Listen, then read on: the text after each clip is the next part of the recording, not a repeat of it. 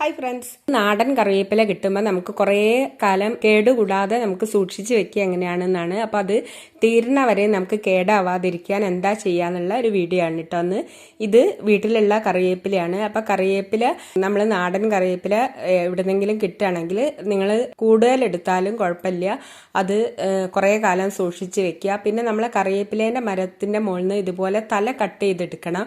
നമ്മൾ ഇങ്ങനെ അല്ലിയെടുത്ത് ഇങ്ങനെ എതളായിട്ട് ഒടിച്ചെടുക്കല്ല വേണ്ടത്. തല നമുക്ക് കട്ട് ചെയ്താൽ കുറേ ശിഖരങ്ങൾ വരും, ബ്രാഞ്ചസ് കുറേ വരും.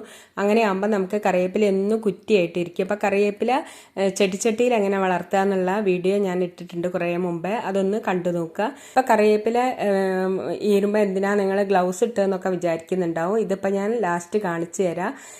ഇങ്ങനെ നമ്മൾ കറിവേപ്പില എടുത്തിട്ട് തല കട്ട് ചെയ്തിട്ട് അത് ഒട്ടും ഈർപ്പുണ്ടാവാൻ പാടില്ല.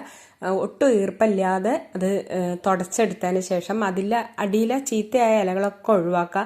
നല്ല ഫ്രഷായ ഇല മാത്രം എടുക്കുക. അത് പറിച്ചു കൊണ്ടുവന്ന് അധികം താമസിക്കാതെ തന്നെ നമ്മൾ ഇതുപോലെ ഈർന്നെടുക്കുക. ഇതിനെന്താ നിങ്ങൾ പറയാന്നറിയില്ല. അപ്പം അങ്ങനെ ഒറ്റയായിട്ട് എടുത്തതിന് ശേഷം ഇങ്ങനെയാകുമ്പോൾ നമുക്ക് കുറേ ഇല വെക്കാൻ കുറഞ്ഞ സ്ഥലം മതി. ഇതിപ്പോൾ ഞാൻ 2 കവറിലാക്കിയിട്ടാണ് സൂക്ഷിച്ച് വെക്കുന്നത്. കണ്ടോ, ഇതുപോലെ നമ്മളെ കയ്യിൽ ഇങ്ങനെ കളറ് വീഴും. അതുകൊണ്ടാണ് ഞാൻ ഗ്ലൗസ് ഇട്ടിട്ടുള്ളത്. നമുക്ക് 2 കവറിലാക്കിയിട്ട് കവറിൽ വെക്കുന്ന സമയത്ത് അതിലെ എയറൊക്കെ പോക്കി നന്നായിട്ട് കെട്ടി വെക്കുക. കെട്ടിയിട്ട് ഏറ്റവും തണുപ്പ് കുറഞ്ഞ സ്ഥലത്ത് വെക്കുക, ഫ്രിഡ്ജിൽ. അപ്പോൾ കുറേ കാലം, അപ്പോൾ ഇത്രയും കറിവേപ്പില എടുത്താലും അത് മുഴുവൻ തീരുന്ന വരെ നമുക്ക് ഒട്ടും കേട് വരാതെ കിട്ടും. അപ്പോൾ ഇത് മകന് കൊടുത്തയക്കാൻ വേണ്ടിയിട്ട് ഞാൻ എടുത്തു വെച്ചതാണ്. അപ്പം നിങ്ങളെ കാണിച്ചെന്നുള്ളൂ. അപ്പോൾ ഇത് തീരുന്ന വരെ അവർക്ക് കേടായിട്ടില്ലായിരുന്നു.